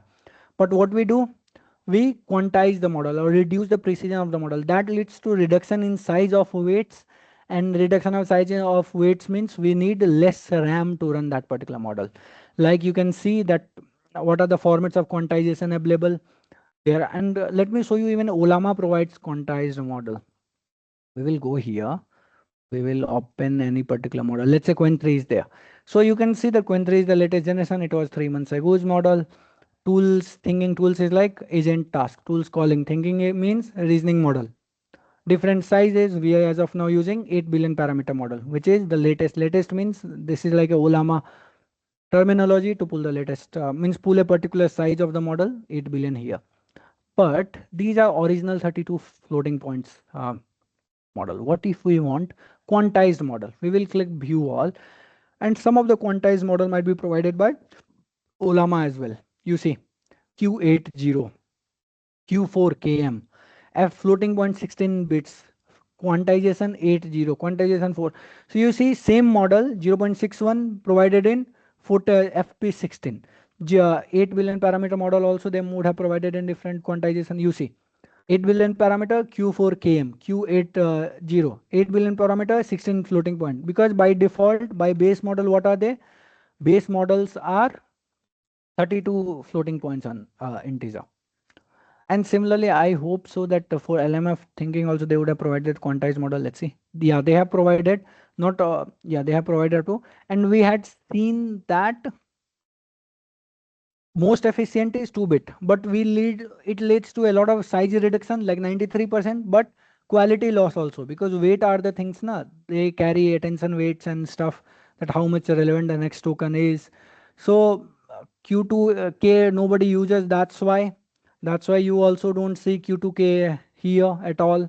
Like they have only provided Q4KM, then Q80 and F16 to be BF16. So that's why we can still, like, even by downloading 4 bits of model, or let's say 8 bits of model, will leads to size reduction of 75%, which is a lot reduction for RAM running and stuff like that. So that's why you see that better quality RAM required, reduced precision. Q4KM leads to just 4.4 GB of RAM. For same model, Llama 2 7 billion parameter model. Earlier 28 GB RAM required, now reduced. Now this is a format. So when those of you who would have ever done with model training and stuff, you know that we have a lot of file. We have configuration file, pytorch model.bin is the final. We save it in different formats, but the currently the market accepted format of the models is gguf, which is a format which combines all sort of file into a single file. And by loading that particular file, we will be having all sort of things like weights, tokenizer, configs, everything included in a single file. Hardware requirement, we will skip it. We as I had told you, Tanay and Jay, if you don't have GPU, you can run in the CPU itself, but inference will be slower. And memory will be what? Memory will be your this particular memory stick getting used, not the GPU, because GPU has virtual memory. Leave that one. So installing OLLM, I have already shown you. OLLM, these are some of the commands which you guys can try by yourself. I have already shown you list thing. And even so this is a command through which we check which particular model is running and what is its status. We will get to know a lot of things about the model. Let's first check the in our terminal that any model is running. Definitely this model might be running. Ollama PS, none of the model is running. So let's start one particular model. Okay, let's run this one. And if we will go to now that particular API, we will see the details about the model, which particular model it is, when it ran. Okay, sorry, I have curl is for command for running in the bash. I'm placing it in browser, so I should do this much. See which model is running. Okay, GPT OSS is also running because it had ran for the previous one. Just let me give me a second. Okay, yeah, so by loaded in the inference only LMF is there, but I think okay, last modified at this particular time. Perhaps then we had ran it. What is the time? 11:26. Yeah, half an hour ago we had ran this particular model GPT OSS. So that's why it is saying that it had ran at this particular one. Details parent model. See, format is again the same. Family, GPT OSS. Similarly, LMF family will have different family. So all the this list all the model, what is their status and all sort of things. So check server status, that server is running. Server status we can check by running this much also, like HTTP localhost and port number. Now this I have already shown you these particular things. Pull the model, you can pull any particular family. Just to go to the Ollama, any particular model, like I was tweaking with a particular family of LMF thinking. Perhaps here. Not going. Let's pull the different context size one. K4 or Q8. Okay, let's pull this one, K4 one. And we will see that it will take, not here. Let me pull in terminal. Okay, sorry. It was just the model name. I not gave Ollama run. See, by run also we can pull. So instead of giving the pull command, I can pull via run also, and it will start. So what it did, it was already okay. By default, it was, I think the default model was the same Q4 KM. So I will now try different one. Let's say Q481. That's why they are both sizes are same, because these are same quantize. The latest model is same as the one Q4KM model. That's why it does not make any sense. That's why you see same size also. This is already a quantized model. That's why our inference was much faster. But if you see this one size is larger, this one size is more larger. Context window is different thing. Anyone, if you have question, I can explain the context window.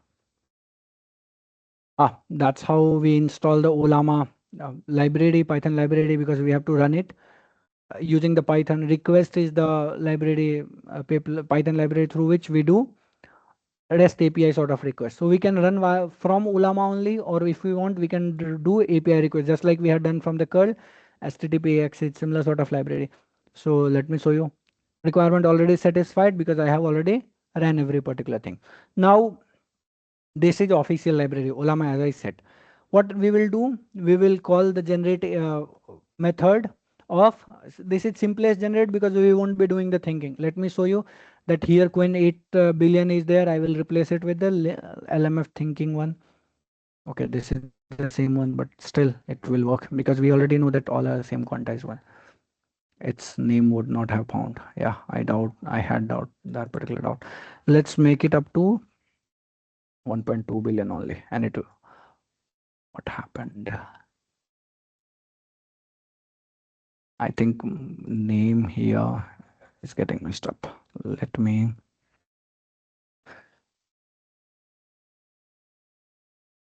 this now has arrived. Okay.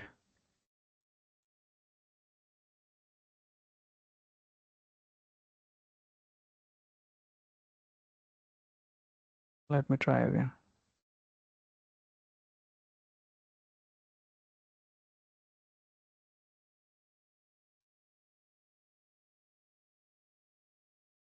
It's saying that model not found. Ollama downloaded, right? Ollama is here. Model is the simplest API. Okay, the mistake is a space. So by mistake, a space was getting added. You see.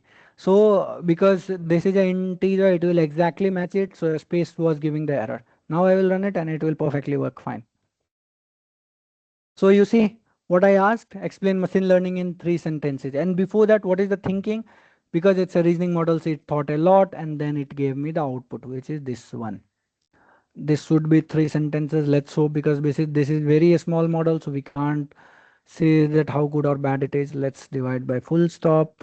Yeah, 3 sentences. I hope that is correct. Machine learning involves training algorithm to learn pattern from data, enabling them to make predictions, stuff like that. Any of you need explanation of the code, you can ask me. Okay.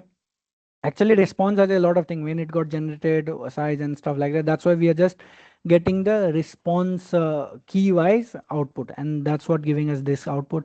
If we would have thought to get other sort of parameters, we would have printed the response, and you will see a lot of other things also.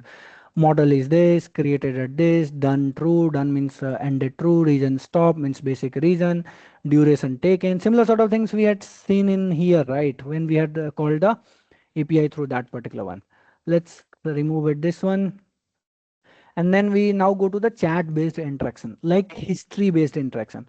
So generally whenever we use chat GPT and stuff, we already know that it's, so whenever you every time call the LLM, what happens is that it's always a new input for the LLM. It does not know about the history. So what happens is that we keep all the conversation history, that what we had asked, what LLM had replied, and we send everything along with the next request.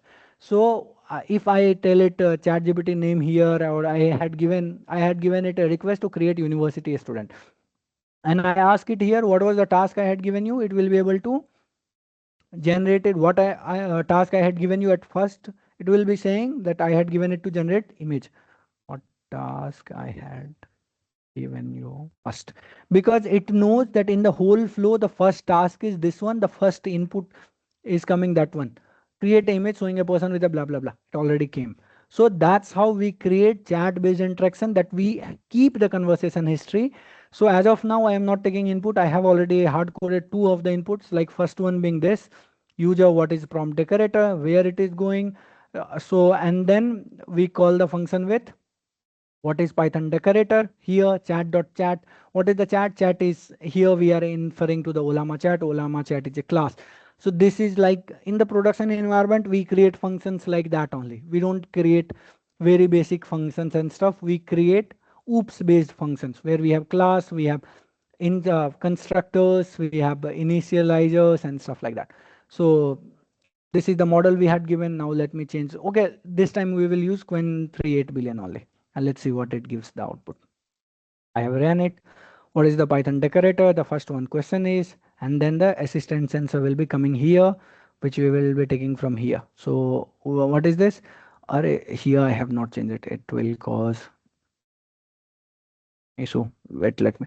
Okay, so by default I had given it the default model as a Quen 8b, but here I am passing it as a GPT-20b, which will lead to Ollama, which will lead Ollama to running GPT OSS 20b as uh, a model. So now if I will run Ollama PS, the Quen won't be running, GPT OSS will be running, because here the argument or parameter which I am passing is GPT OSS 20b. And here is the multi-turn conversation demo. What we had asked initially, what is Python decorator? It gave. So what is this? This is just the print statement which we had given here. And then here, what is Python decorator is the question. Then our answer is this, like the answer which came from the LLM. Python decorator is a function. This decorator and stuff like that. Output got truncated because output was so long. So we will open in the text editor. So our initial question was this, LLM sensor was up to here. In sorted decorator is this. Now, if you think our second question was what?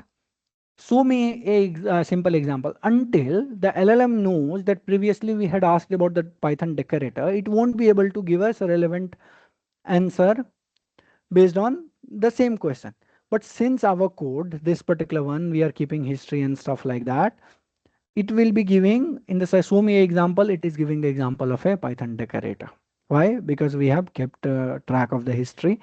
In case of real world, we don't store like this. We store in a file or conversation history, database and stuff like that. And we infer the past history from there. Just like even the Ollama does it locally for me, because whenever I check any particular thing is running or not, it keeps the history here. I hope you understood. Now, streaming, I have already explained you how the streaming works and stuff. Streaming, that each particular things coming one by one. This was the streaming happening in real time. Now we will see a streaming from our code using Python code, because this was just curl HTTP request through which I had shown you complete responses, not the final generated one. But I will do properly, like take the token and stuff like that. And here is the code which will show us the streaming. Here which model is getting used, here Quen 3 is getting used, and I have not given any particular. So now Quen 3 will get loaded, and we will see in task manager that its RAM has increased a lot, because now we are using, I think, Quen 3.5 as well. So sorry, I had not seen you right. Whenever it was streaming, I just changed the screen, right? Let me write a long poem. And when I will run it, you will see the streaming happening. Because model is already loaded, so it should not take too much time before the first inference is coming. See. So what is happening? It is just streaming just like ChatGPT would do and stuff like that. So that's how your code will also do a streaming sort of true, and in the end whole output would have come, right? So completed this much character, output is truncated because again it's a long poem. I had asked it to create the long poem, so it has created LG for the internal horizon, the sea, a cradle of widespread tides, where moonlight waves its silver threads drifts on the breath of ancient. Yeah, very long. Now, instead of the Ollama library which we had used, now we will try to use it with REST API or request method. That's why we had installed REST also. If you remember here, we had installed the REST request framework, because we want to call it from the request method. I will run this and you will see. So again, what is happening is that request library is getting imported, and we will be doing is the post request. And you can see here request dot post. What we are passing it, the base URL. What is the base URL? The Ollama's local host, and then API slash generate, because this is the API. JSON payload we are sending. What is in the JSON payload? Prompt and everything. What particular model we are interested in, what is the prompt and stuff like that. Here there are two models. Which one we are using? Just give me. So let's see, two models here, four model name and stuff. What is the reinforcement learning model name? Okay, it will be running twice. Why? Because it will be giving us output of the both model. Available model it will list first. These all are models available here which would have the same command, that list which we used to run now. So similarly API has a list dot model, so it ran everything. Generating text with model GPT OSS, and it is happening from the REST API, not from the Ollama. So that's why it's like generally all of the world, whichever framework we use and stuff like that, which are library, generally we use this requests only, until we have a specific reasons to use Ollama or any particular other available framework. Let's say in case of OpenAI, there is a framework called OpenAI also. So it will take time because it is not streaming, it is generating complete output. Now on the part of performance optimization, how to optimize the performance. One thing I have already told you is the quantization strategy, because quantization leads to reduction of the precision of the floating point numbers, floating point numbers of each particular parameter or weights, that lead to increase in speed, reduction in memory because now we have to less bits need to be added in the memory. GPU also batch processing. What are the hyperparameter? This I had already although taught you, like advanced hyperparameter tunings. Temperature, top key, I had already guided you even that how temperature and top P, top K. What is the repeat penalty? So I had also told you about a problem which happens with the transformer, that it gets into the repeat loop. And I had shown this particular thing explicitly with GPT-2 code, that our code, okay, not this one. I think this one only. So I have cleared the output, so there is no output. But we remember, right, from previous session that our codes were getting repeated. I will have to run all the cells to get again the same repeated output. So that's why we have a hyperparameter called repeat penalty, through which we penalizes that it should not repeat again. There is a different under the hood, a lot of things happening. Num predict, like maximum tokens to generate, maximum tokens, num context, maximum context window for our latest LLM goes up to 128k, which will be 128, then again large context window sort of. But just 1 year back, the maximum context window was up to the 32,000 only. Now this is using Ollama practical temperature control. I had already shown through the GPT. So this is temperature. We want to keep it precise, balanced, creative, deterministic. I had shown very basic on the previous one where I had taken 3 temperature, and I had guided you guys on the same 0.1, 0.3 sort of. Yeah, creative, conservative, balance, creative. Here I have taken all sort of different parameter like top K, top P, repeat penalty, and sort of to do it. Mm, these are a lot of codes. I will say a letter for you guys to work with it. Any questions till now? I will stop speaking for, I think we need 10-20 minutes of break.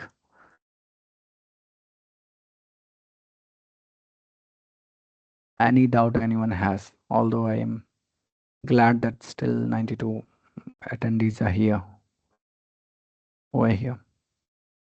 So any questions, anything you have not understood till now, local LLMs, Ollama, how things work, hyperparameters and stuff. Because before going ahead, we have many things to cover today. Yeah, if anyone having any kind of request or anything to be asked, then you can unmute yourself or also put things in chat.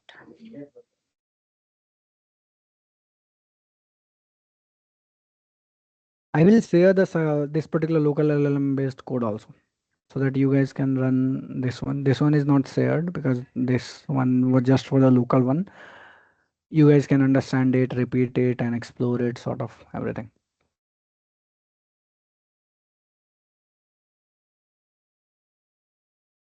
If anyone has not questions, still can we take some time break, ma'am, or stuff, because my throat is a little bit itching. Then we can start again after 10 minutes and stuff.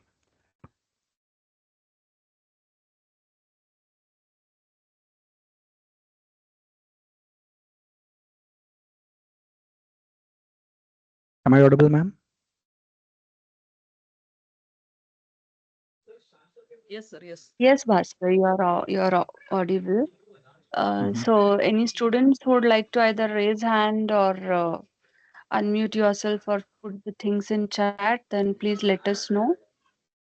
As I could see, Bhaskar uh, was giving us the entire session details.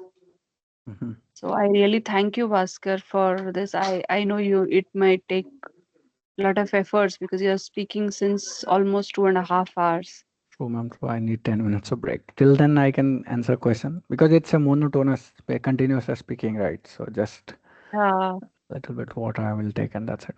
yeah, Till yeah. that time, Let's say any till you discussion anyone want to do, I'm fine, ma'am. anyone Sorry for wants. interruption, ma'am. Yes, Mm-hmm. yes, we'll take 2 minutes, and after Mm-hmm. that we will see if any kind of requests. Then we'll answer those and then wind up the session. So Yes, few students, we topics have. is still are remaining, ma'am. Like because this was a local LLM. One thing I after this I have RAG to cover, and then agentic I had thought, but it seems that it will take 1 hour again to take agentic programming guide I will need to cover, and then we have medical thing remaining. So is it Yes. like can mhm. So can we cover in evening or stuff? How can we cover it? Because Uh, I think it will take a lot of time now. yes, yes. We'll have a word with you Hmm. because we'll see according to the exams they have and everything, and I shall communicate to you with that.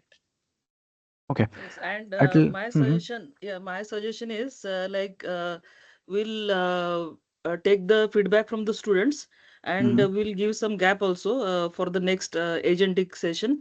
And later Mhm. on, maybe before their exams, we will have one more session.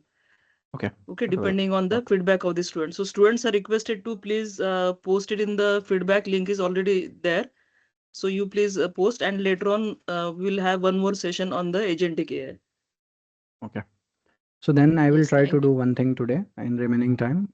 Local LLMs have almost completed, like local large language model and stuff through Ollama and stuff.